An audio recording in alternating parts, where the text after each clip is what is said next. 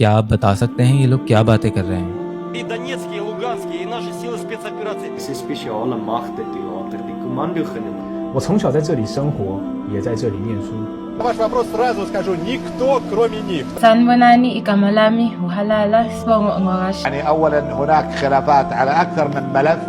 नहीं बता सकते क्योंकि ये सारी वो ज़बानें हैं जो हमें नहीं आती। तो अज्यूम करें कि इनमें से किसी ज़बान में आपके बच्चे को एक बुक पढ़ाई जा रही हो और उसे कहा जाए कि 100 पेजेस की वो पूरी किताब याद कर ले। वो रट्टा लगाकर पूरी किताब याद करने में कामयाब तो हो जाएगा, लेकिन कभी इस काबिल नहीं बन पाएगा कि उस किताब की बेस पर माशरे में कोई बदलाव ला सके, क्योंकि उसे पता ही नहीं होगा कि उसने जो अल्फाज रटे हैं उनका असली मतलब क्या था। यानी वो कुएं का मेंढक जिसे कभी पता ही ना चला कि कुएं के बाहर भी कुछ था। स्कूल्स में बच्चों को केजी से ही इंग्लिश ग्रामर और वर्ड्स मीनिंग सिखाई जाती है ताकि आगे जाकर वो केमिस्ट्री या फिजिक्स की बुक पढ़ सकें। लेकिन अफसोस, कुरान पढ़ने से पहले अरबी ज़बान और ग्रामर नहीं सिखाई जाती। दुनिया में सबसे ज़्यादा पाकिस्तान में हर साल 78,000 बच्चे हाफिज़ कुरान बनते हैं, लेकिन इसके बावजूद भी क्यों हम आज एक फेल्ड इस्लामी नेशन है। जिस मुल्क में इस कदर कुरान पढ़ा जाता हो उसकी ये हालत कैसे हो गई? तो इसका सिंपल सा जवाब है कि यहाँ सिर्फ कुरान पढ़ा जाता है, समझा नहीं जाता। क्योंकि अगर हमने कुरान को सही तरह पढ़ लिया होता जैसा उसका हक था, तो आज हम फिरकों, ज़बानों और सियासी पार्टियों में न बटे हुए होते।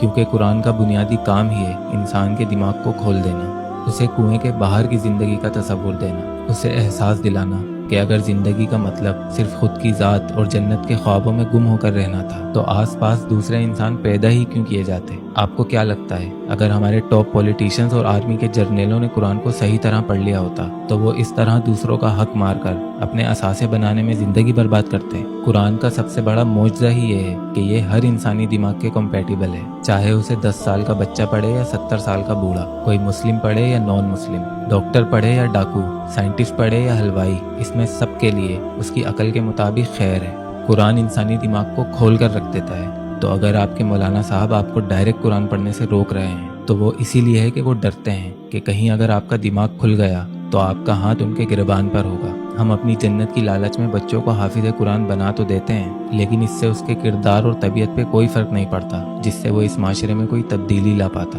उसे कुरान की हर एक आयत याद तो हो जाती है, लेकिन उससे इस दुनिया को बस उतना ही फ़ायदा पहुंचता है जितना एक 4 साल के बच्चे का मेहमानों के सामने ट्विंकल ट्विंकल लिटिल स्टार पढ़ने से पहुंचता है। तो बस आप इस एहसास से सिर्फ दुनिया में ही वाहवाही ले सकते हैं, क्योंकि अल्लाह तो सब जानता है। लॉजिक और मैजिक के बीच में बहुत ही बारीक सी लाइन होती है जिसे पहचानने के लिए अल्लाह ने कुरान को हमारी आंखें बनाकर भेजा है। हम सिर्फ कुरान के टेक्स्ट यानी अरबी ज़बान को मुकद्दस समझते हैं और उसकी फजीलत बस यहीं तक महदूद रखते हैं कि उसके औराकों से तावीज़ बना लिए जाएं, पानी पढ़कर दम कर दिया जाए, मुश्किल में आयतुल कुर्सी पढ़ ली जाए, मुर्दे की जान निकल रही हो तो यासीन पढ़ ली जाए। लेकिन असल जादू तो उन आयतों के मतलब में छुपा है जिसे कोई ढूंढना नहीं चाहता। तो जिस किताब की बेस पर हमारे पूरे दीन की बुनियाद टिकी है आपको उसका ही इल्म नहीं, तो आप फिर किसी भी अल्लामा मौलाना के पीछे बैठकर कहानियाँ सुनकर वाहवाही करते रहें, अपने फ़िरक़ों के बचाव में एक दूसरे को माँ बहन की गंदी गंदी गालियाँ देते रहें, या अपनी इमेजिनेशन में खुद को जन्नती और बाकियों को दोज़खी समझते रहें। इससे ना इस माशरे को कोई फ़र्क पड़ता है और ना ही अल्लाह को। इससे ना तो इस दुनिया में आने वाले बिजली के बिल पे कोई फ़र्क पड़ता है और ना ही आपकी कब्र में लिए जाने वाले हिसाब पर।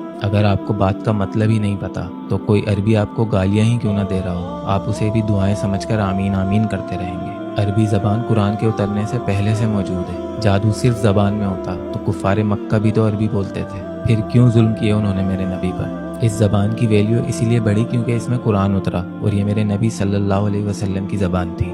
आपको क्या लगता है, अगर कुरान किसी और ज़बान में उतरता तो सहाबा बिना उस ज़बान को सीखे इस दुनिया में इनकलाब ला पाते?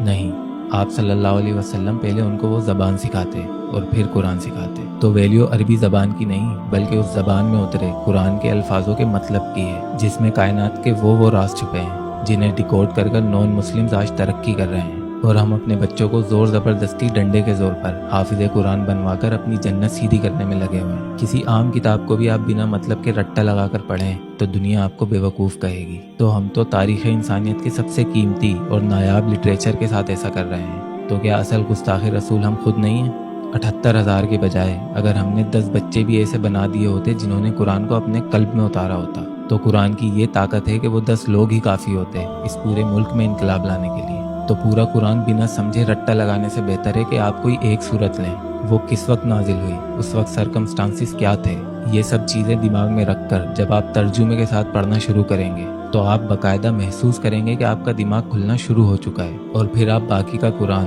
اپنے شوق اور تجسس سے بنا کسی زور زبردستی خود ختم کریں گے۔ کوئی نان مسلم بھی یہ ویڈیو دیکھ رہا ہو تو میں اسے بھی چیلنج کرتا ہوں کہ وہ قرآن کی کوئی ایک سورت یعنی چیپٹر پڑھ کے دکھا دے۔ میں دعوے سے کہتا ہوں کہ چوری چھپے ہی صحیح وہ پوری کتاب ختم ضرور کرے گا، اور کتاب ختم کرنے کے بعد اس کے دماغ پر لگی وہ ریسٹرکشنز ہٹا دی جائیں گی جس سے آگے سوچنے پر آج سے پہلے اس کا کوئی کنٹرول نہیں تھا، اور پھر اس کی بے مطلب زندگی کو ایک راستہ مل جائے گا جسے ہم عربی میں صراط مستقیم کہتے ہیں۔